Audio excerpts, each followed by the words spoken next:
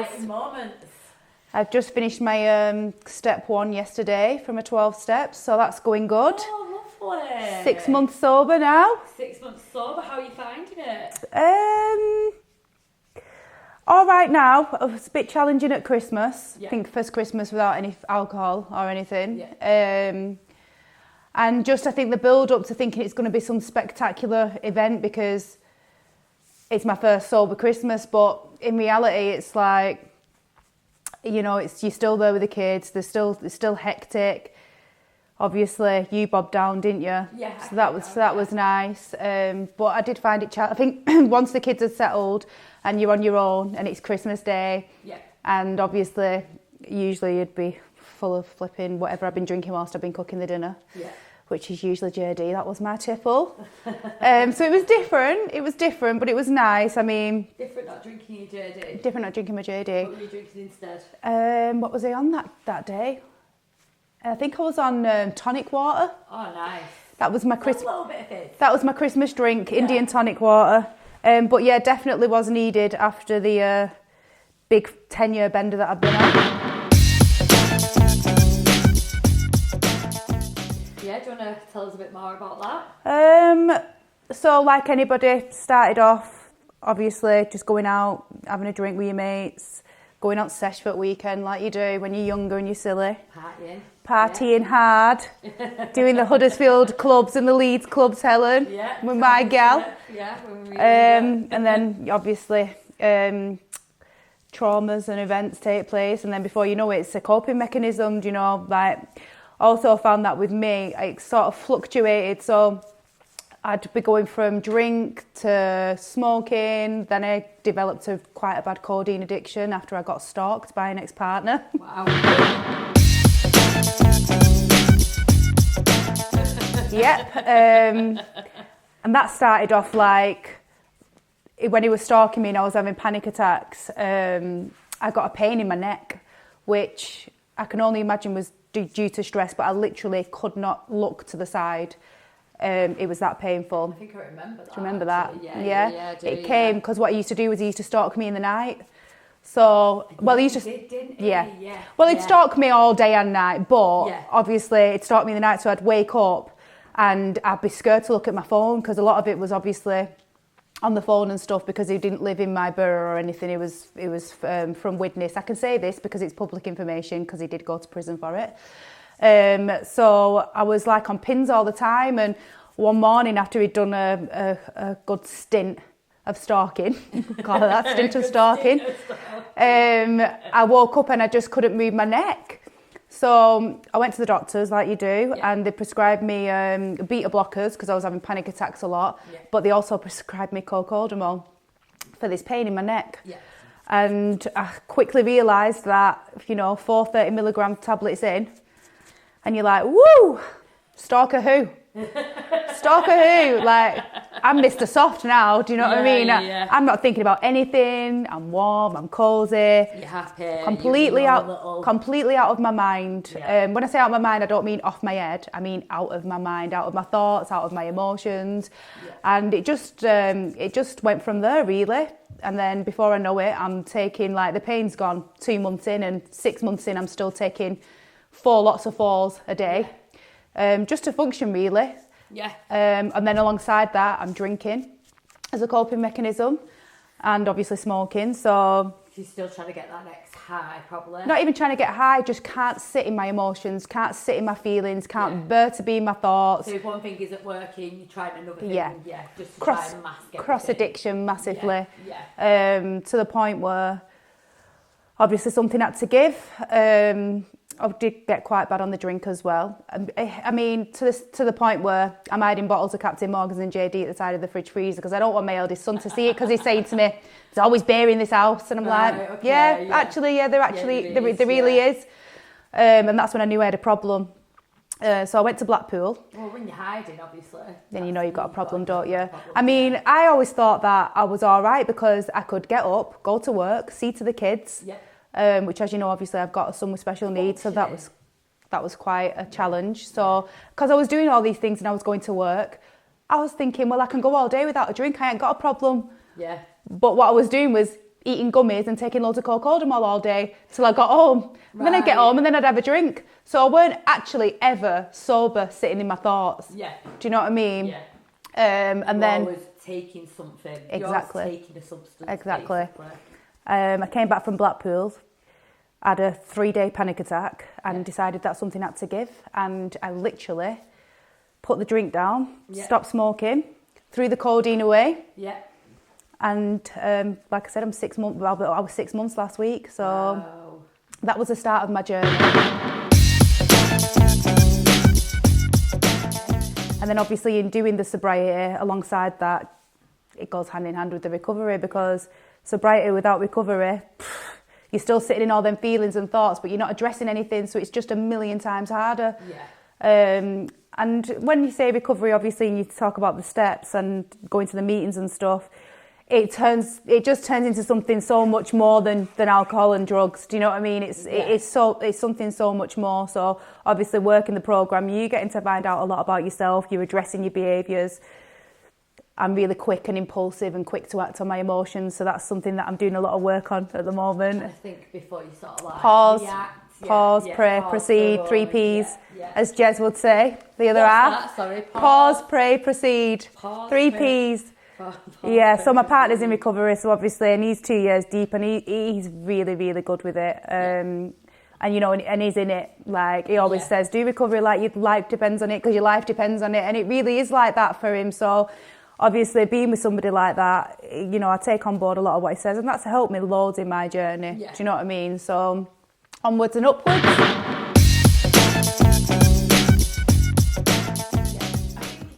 Sometimes you can get stuck into a trap as well when you're younger with it, can't Massively. Yeah. And the thing is, it's like we've all been there, but it's if you get out of it and you're not growing, you know, you're sitting there on a Sunday morning full of anxiety because you've been wrecked the night before, you don't know who you've been messaging, you don't know what you've been saying, you don't know what you've been doing bouncing around clubs. You know, we've all gone through it, haven't we? Yeah, people are getting up, going to work, you're just getting in. Yeah. Or you walk in the street with your head or your hood up. The walk of shame. I tell you what, Ella, we've done that a few times. Coming out of 62s in the morning and the buzz is going past you on Yorkshire Street. I'm not about that life anymore, do you know what I mean? So I'm seeing 6 o'clock in the morning after going to bed early and being up. Exactly. You know what I mean? In being sober, I've got back onto my singing, which has gone awesome. I've collabed with short instrumentals, a DJ, a bassline DJ. So what's that song called? I Love You. It's on YouTube. Short instrumentals, subscribe. So we've got that. We'll tag him in below in the video. We will. Yeah. We've got another song in the pipeline. What we've written some lyrics to. Actually, me and Jez did that in the hotel on Valentine's weekend. Oh, no. Quite good. So we've got that coming out soon. And just trying to put myself back out there, because singing is a passion of mine.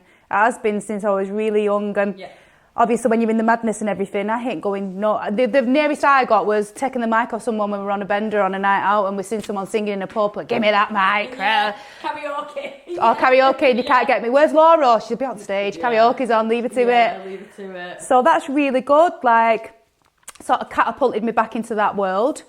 And obviously, like I said, doing my driving and everything, just things that weren't possible before when I was in the madness, just not possible. Do you know what I mean? You don't think about doing either. I'll be honest with you, I couldn't be asked. Yeah. I couldn't be asked picking a book up to study for a theory test, which I passed first time, 48 out of 50. Woo, woo. Do you know, and just all these things that just were so far out of reach before, and they're all coming into fruition now, and it's purely just being dedicated to just wanting to be the better version of myself. Wow, can we just address the wildness of this? Wow, that is wild. It's a bit wild. That is crazy. We're going to tame that today. Tame it. There's no taming me, love. You could try. Many have tried, many have failed. But yeah, onwards and upwards, you know, I'm all about it now. I mean, like I said, each to their own. I could sit in a pub with somebody while they're drinking. It's not an issue. I won't preach to them, but will I be doing it? No. Certainly not. No. In fact, to be honest with you, I get to the stage where people are just starting to repeat themselves and then I just go home. Yeah. That's my cut-off point for me. Do you know what I mean? Yeah. But I'm good with that. I'm happy with it. I'm content. Yeah. Got a lot of good things going on in my life.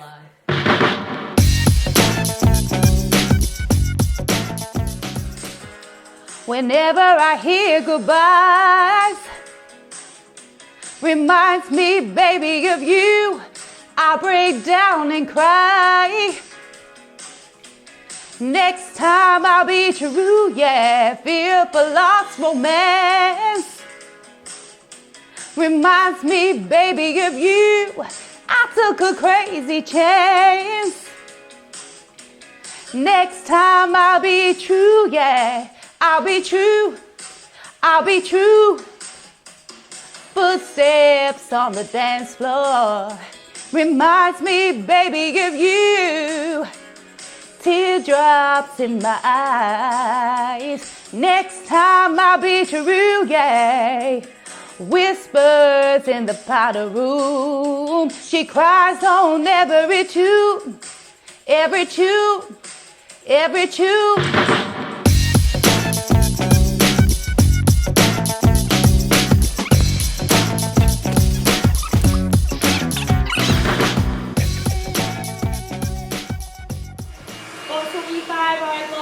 It's underactive. Underactive, so what does that contribute to? Well, I think it happened when I had my middle son. I say middle son, I've only got two. My middle child, Josie.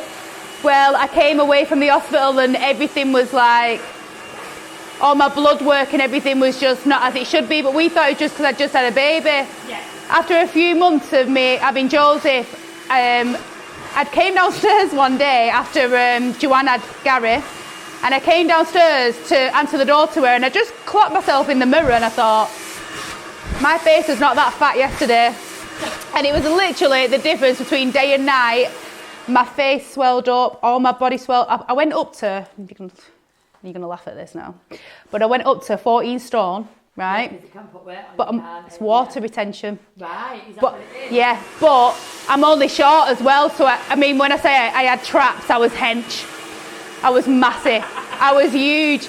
But also with that, I had muscle wastage. I had come back that I had a fatty liver. I had vitamin D deficiency. So basically, your thyroid is your engine for your body.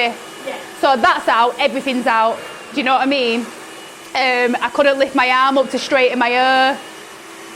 My whole body just stopped working basically, and I went to the doctors. They sent me away, told me to change my diet, and I'm like, but I'm not eating anything that I wouldn't normally eat. I'm not doing anything that I wouldn't normally do. Everything's exactly the same, so why is this happening? Yeah. And after the third visit to the doctors, they did my bloods and they said you've got an underactive thyroid. So it took me about 12 months to bring my weight back down. Yeah. And now I just take thyroxine every day, 1 tablet in the morning, and I've been all right ever since. Do you find that the thyroid has done anything to your hair? Yeah. So I have alopecia anyway, Yeah. which luckily for me I've got a thick head of hair, Yeah. so it's usually about using a bald patch in the back of my head Yeah. usually. But for about 2 years, whilst I was getting my levels right, it used to come out in clumps. Right. It used to get tangled really easy, yeah. really easily. I mean, I'm pretty sure that sometimes that's one of the ways people find out when they go to the hairdressers, Yeah. and the hairdresser does their hair, Yeah. and you can tell by the hair, can't By you? the hair, yeah. Sometimes on one of my eyebrows it's slightly bald. So basically, you get hair everywhere where you don't want it. So I've got a beard and a tash, and it falls out of your head where you do want it. You do want it. And your that's eyebrows. and your eyebrows. So that's how it goes. But luckily, thank God, my levels are stable now, so Brilliant. I'm back on track. But yeah, it's a complex thing to try and get your levels back to normal. But I think once you get there, but also going to the gym with yourself. Yeah. And keeping fit and active massively contributes to getting your levels stable. Yeah. Massively contributes, yeah. Yeah, But it's like anything, isn't it? You know, if you look after yourself, your body looks after you. Looks after you, doesn't it? So what inspired you in going to recovery, Laura? Well, it's a funny story. They're all funny stories, aren't they? Yeah. No, so basically, when I was, obviously, like I touched upon the codeine addiction and stuff and the alcohol and whatnot, when I was in the madness of it all, I was watching a lot of recovery videos on TikTok. Yeah. And then, obviously, I weren't too up on the recovery journey and stuff. I mean, I'd watched a few videos, but I didn't really know a lot about it. But a video come up, Recovery Crew, And we'll get back to that later. Recovery crew. And it basically is this guy talking about relapsing, and he's saying, well, I've relapsed, but it's all right. I feel great. I feel well better for it. And then it goes on to say, nobody ever says that. Yeah. Do you know? But I never. Don't do that. No. Yeah. But I didn't even get to that part of the video because I thought, oh, he's a bit tasty. So I liked it. So I liked the video. And then next minute I got a wave. So I waved back. And we got chatting and everything, and we swapped numbers and stuff, and the rest is history, basically. But obviously that is my partner, recovery crew. But listening to his journey and what he'd been on and everything, and obviously he was in the madness, and now he's come out of it and everything. He's like two years into his sobriety, his abstinence, and he's doing absolutely amazing and really inspiring, you know, to listen to how he's turned his life around. And when I see how he is, and I thought, I want a bit of that. Yeah. Do you know what I mean? I want a bit of that. I want to feel like that. Yeah, exactly. Yeah. So that's what started it. And then obviously me being with him kind of like goes hand in hand, because I mean, I now couldn't be with anybody that's in the madness. Yeah. I'm pretty sure when he met me, he wouldn't have been with me if I'd have been carrying on in the madness. So that's sort of what started the journey.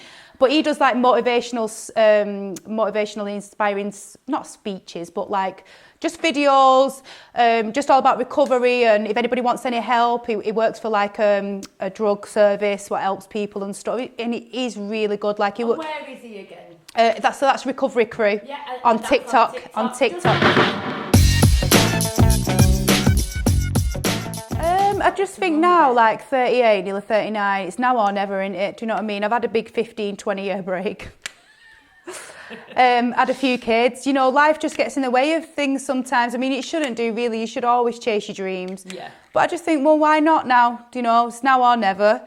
So I just started off posting a few videos of me singing in the kitchen, just singing wherever, really. But obviously, I don't want to just be a kitchen singer. Yeah. But at the moment, I'm just trying to get my videos back out there. I've got a Facebook page, Laura Fire. Yeah. Laura Mercer, but aka Laura Fire. Laura Fire. And I've also, which is my stage name, and I've also got a TikTok page, just Laura with a heart, showcasing some of my videos and the song that I did with short instrumentals. And yeah, just trying to put myself back out there, really. Yeah. I didn't do a bit of busking, but somebody else did a bit of busking, and I went and did a song with him. Is that still on your TikTok? It's still on my TikTok. Oh, amazing. You've got to watch it, guys. So I went to the shop from work, because I work in a cafe in Oldham. Oh, there's a few on from my cafe as well, because we do a Thursday day tunes. Every Thursday we do a different song depending on the theme in the cafe. So that's up there as well. But I basically went to get some bread from work, and I saw a busker, so I thought, I'm having a bit of this. Yeah.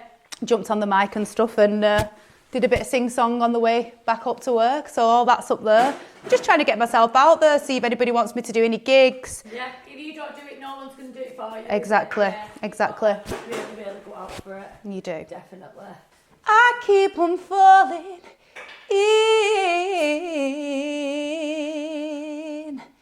in out of love with you. Sometimes I love you, sometimes you make me blue. Sometimes I feel good, sometimes I feel used. Loving you, darling, makes me so confused. I keep on falling in and out of love with you. I never loved someone.